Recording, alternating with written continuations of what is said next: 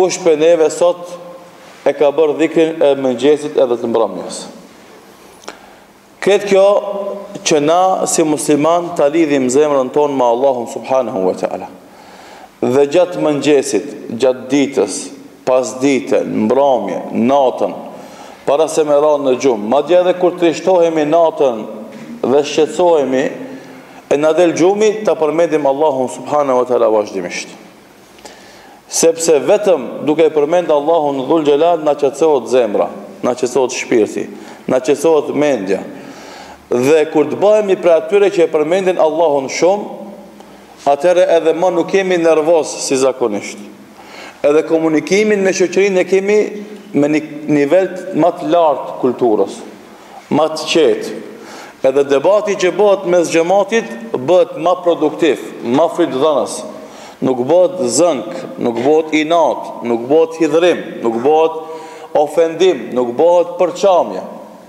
Se da jemi dëshmitar shpesh herë dy shokë mes veti flasin për një temë në shërbim të fesë, mirë po e kap inati anë edhe e kap inati ben, e ngacmon shejtani anë edhe ngacmon shejtani ben, edhe ai muhabet i cili niset për hejr bëhet sherr vetë ju. Pse aja dhe beja i dhonë mes veti, apo ofendohen mes veti, apo preken mes veti, apo ndinë s'pakun zemër një falloj urrejtje ndaj vllaut vetë.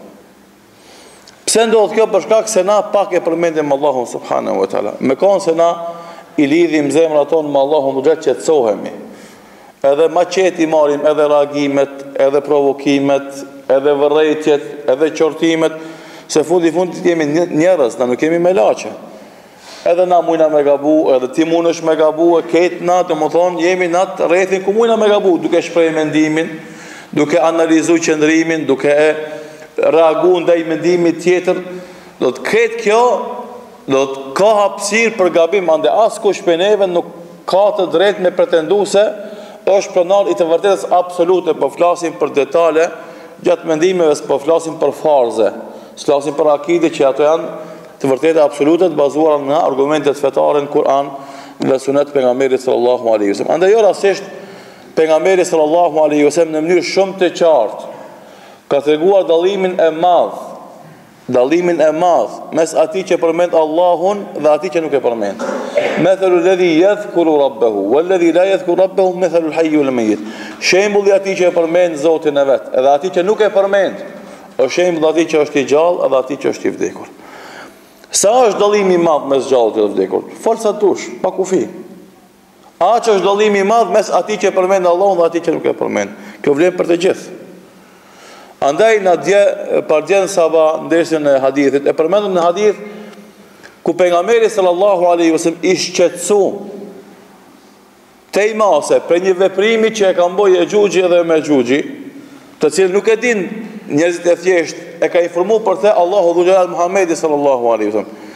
I shqetësuar vjen te njëra prej grave të veta Zejnebi radhiyallahu anha dhe i thot la ilaha illa Allah wailun lil arabi min sharrin qad iktarab. La ilaha illa Allah, e përmend Allahun, e madhon Allahun, manifeston monoteizmin në Islam.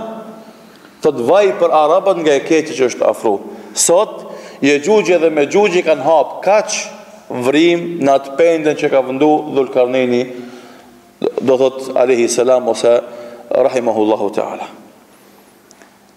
Do të shikoni, e përmendi Allahun se ishte i shqetësuar.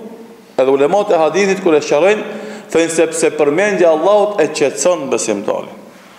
Edhe pastaj e bën sqarimin më të mirë. E çfarë flasim na që vazhdimisht kemi shqetësime për më të ndryshmeve brenda familjes, në rrugë, në punë, situata ekonomike, situata politike, mediat, lajmet, provokimet, ngacmimet, vazhdimisht i bombarduar. Edhe pse përmend Allahun dhul xhelal, edhe pastaj këtë ai stres, ajo nervoz, ai shqetësim, ku derdhët mes teje dhe vllaut tan që e hap një temë me bisedu, apo e paraqet një ide me analizu, apo e paraqet një ide për me aplikuar ose me realizu. Sidoqoftë, përmendja e Allahut është një adhurim i madh, të cilin secili prej neve nuk i duhet shumë kohë për me bë. Je duke ecë. duke prit në stacion të autobusit, në autobus, në taksi, duke prit në ambulant, duke prit në sportel, duke duke lëviz. Kaloj e konë. A di çka ndodh me neve fatkesisht? Na vim në xhami me madhnu Allahun, se xhami për çka vihet? Me madhnu Allahun, me kryeni ibadet. Kur vim xhami na, him xhami, vese me bodhikër bëjmë muhabet. Para mendoni, paradoksin. Para mendoni sa poshtë bim shumë herë. Na, po folëm për çka janë xhamis, po folëm për çka janë jashtë. Na mes neve nifemi na, nuk kemi na sot. Vim xhami me madhnu Allahun, edhe në kohën që presim na mu bë ikameti për farzin, apo mu thirr ezanin me fal sunetin, në atë kohën vese me kaluan dhikr e kalojmë në muhabet. Edhe e dyta, ajo që e bëjmë përsëri të gjithë na, kur dalim prej xhamie, me një hujum të madh, pa parë, i kthehemi muhabetit, thuti që kem të udhëhesh na botën me muhabetet tona. Ose biznesi i botës varet që ti me muhabeteve tona. Ma bëhet thjesht, kur gjot trej.